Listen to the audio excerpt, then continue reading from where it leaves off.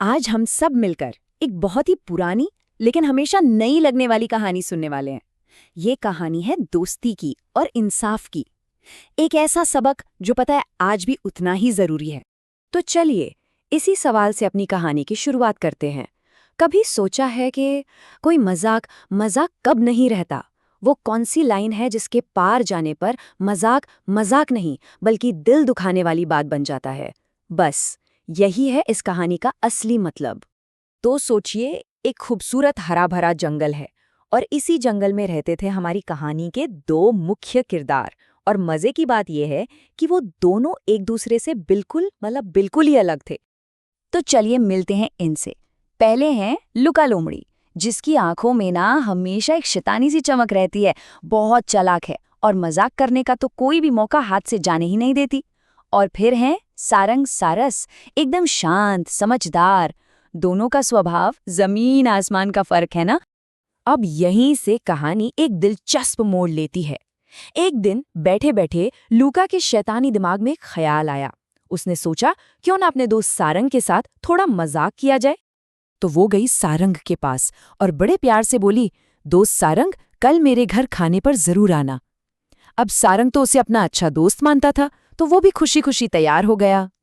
और खाने में लुका ने बनाया था बहुत ही लजीज सूप, मतलब स्वाद में कोई कमी नहीं थी।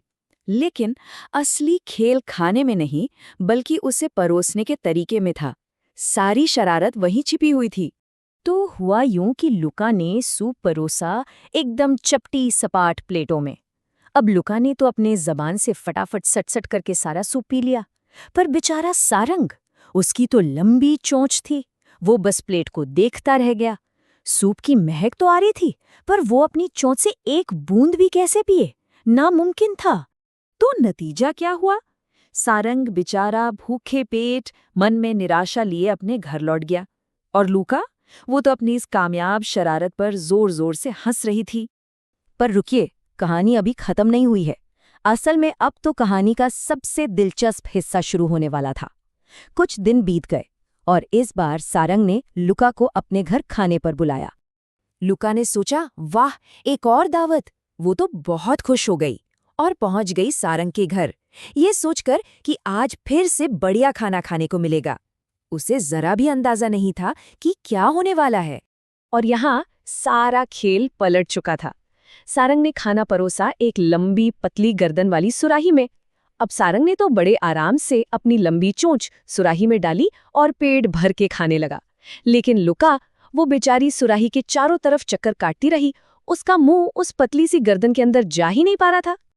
और बस उसी एक पल में लुका को सब समझ आ गया। उसकी आंखों के सामने वो पूरा दिन घूम गया जब उसने सारंग के साथ मजाक किया था। उसे पहली बार एहसास हुआ कि उस दिन उसके दोस्त को, सारंग को, कैसा महसूस हुआ होगा। तो इस एक दावत ने लोमड़ी को जिंदगी का एक बहुत बहुत कीमती सबक सिखा दिया।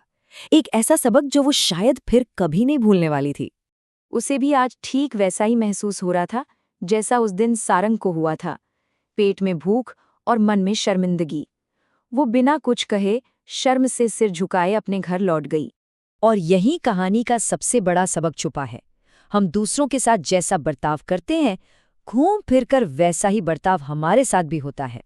मतलब इसे एक पुरानी कहावत से भी समझ सकते हैं, जैसा बोओगे वैसा काटोगे।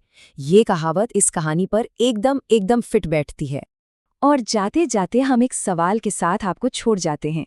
क्या किसी को उसकी गलती का एहसास दिलाने के लिए उसके साथ वैसा ही करना जरूरी है जैसा उसने किया था, या फिर माफ कर देना एक बेहतर रास्ता हो सकता है? इस बारे में सोचिएगा जरूर।